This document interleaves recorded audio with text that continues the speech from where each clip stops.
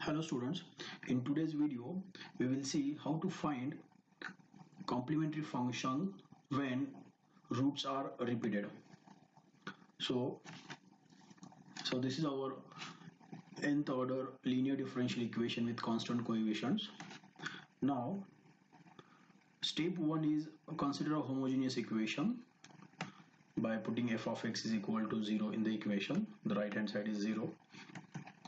So we get this polynomial in D operating on y is equal to 0. Step 2 is you have to find auxiliary equation. So this is auxiliary equation. In place of D we have to replace it by m. So we get a polynomial equation. Now this will have n roots. So find all the roots of this auxiliary equation, and the complementary function is this y is equal to c1 e raised to m1x plus c2 e raised to m2x and so on up to cn e raised to mnx. This is what we have studied in last lecture. This is how we find complementary function, but there is one condition. All these roots m1 m2 all the roots should be distinct. Okay, what if these roots are not distinct? So let's take one example. So we have to find complementary function for this differential equation. The first step is let's find, so we will consider its homogeneous part by putting right hand side is equal to 0. So we got this differential equation. Then its auxiliary equation will be m square plus 4m plus 4 is equal to 0. We will find its roots, and now see the roots are minus 2 minus 2. So minus 2 repeated twice. If you use the same method, the one which is for distinct roots, in that case we'll get y is equal to c1 e raised to minus 2x plus c2 e raised to minus 2x. Alright, and the next, because here we can take this e raised to minus 2x common, we'll get c1 plus c2 e raised to minus 2x. But c1 and c2 are arbitrary constants, so their sum will be also some arbitrary constant. We'll get y is equal to c3 e raised to minus 2x. So this solution contains only one arbitrary constant, but our differential equation is of second order differential equation, so the general solution should contain exactly two arbitrary constants, right? So this is a problem. See, if we use the same method that is there for distinct roots, we get this problem. Okay, we are not getting required number of arbitrary constants, so we cannot call this as a general solution. So how to overcome this situation? How to solve when there are distinct roots? So we'll use a regular method. Let's see how to solve it. So we have this. Okay, now factorize this. So we got two factors, d plus 2 operates on y is equal to 0. Now first we will solve for one factor. Okay, so let us first calculate this curly bracket term d plus 2 of y, and let us call that as z. Okay, consider this d plus 2 operating on y as some z, where z is some function of x again. Now, so we get d plus 2 operating on z is equal to 0.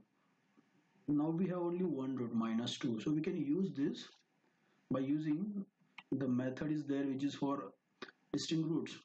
So, and this is a simple differential equation, even you can use it directly also. We'll get z is equal to c2 e raised to minus 2x. Alright, so we got z. Now let us put this z in equation number 4. So we get d plus 2 of y is equal to c2 e raised to minus 2x. Remember one thing, our aim is to get y in terms of x. Right now we got z. So we have substituted this z here, and now we are solving this. So this is nothing but dy by dx plus 2y is equal to c2 e raised to minus 2x, and which is a linear differential equation of first order. We know how to solve it by finding integrating factor, which is e raised to 2x, and the general solution is y into e raised to 2x is equal to integration of integrating factor, which is e raised to 2x, and the right hand side, that is q of x, which is c2 e raised to minus 2x dx plus c1. Now this e raised to 2x and e raised to minus 2x will get cancelled with each other. That is basically e raised to 0x, which is 1. It will not get cancelled. It will become as e raised to 0x, which is 1. And when we integrate this, we'll get c2x plus y1 or c1. Now throughout divide by e raised to 2x, we'll get y is equal to c2x e raised to minus 2x plus c1 e raised to minus 2x, which is this c1 plus c2x into e raised to minus 2x. Now see here, we got two arbitrary constants c1 and c2. So this is a general solution, not a general solution, this is a YP, okay, particular integral or a solution of homogeneous part. So this is how we have to find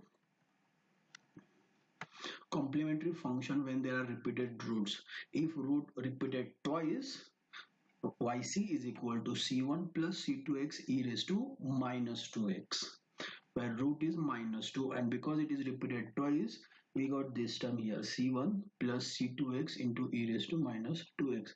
So this is how we find complementary function for repeated roots.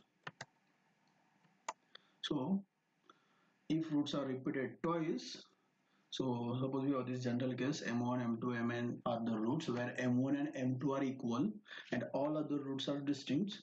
In that case, complementary function will be yc is equal to c1 plus c2x e raised to m1x, because m1 repeated 2 times and for all other roots we have single terms c3 e raised to m3x and so on up to cn e raised to mnx. So in this case also we got n arbitrary constants.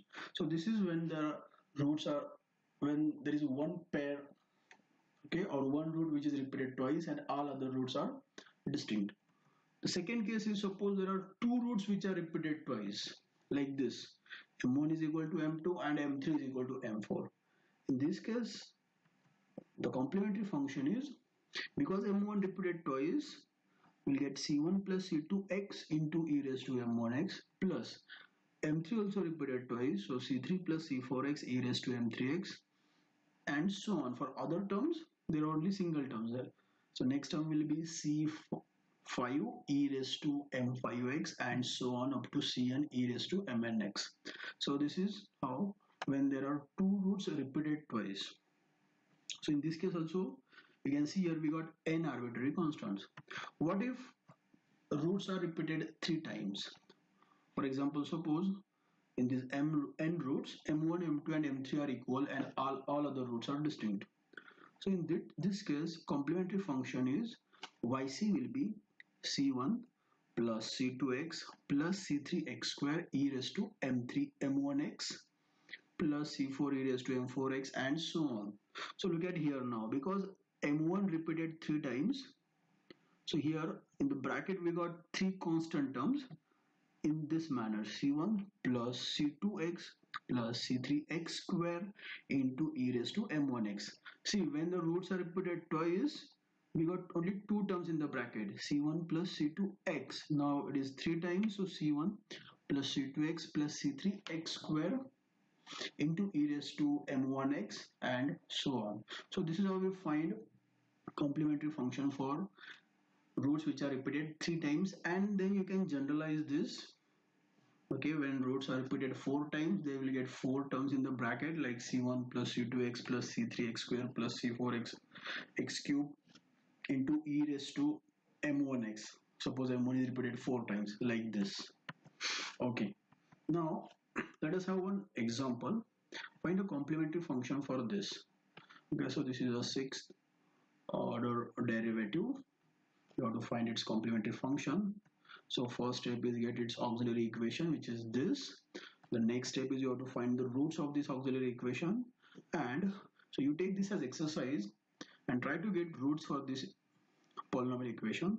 So right now the roots are -1, 1 repeated 3 times and 2 repeated twice, and therefore the complementary function will have 6 constants, and the complementary function is this yc c1 e raised to minus x, because -1 is only once, plus now 1 repeated 3 times, so there will be 3 terms in the bracket c2 plus c3x plus c4x square into e raised to 1x, which is e raised to x, plus now because 2 repeated twice, we get c5 plus c6x into e raised to 2x. So this is how we find complementary function for repeated roots.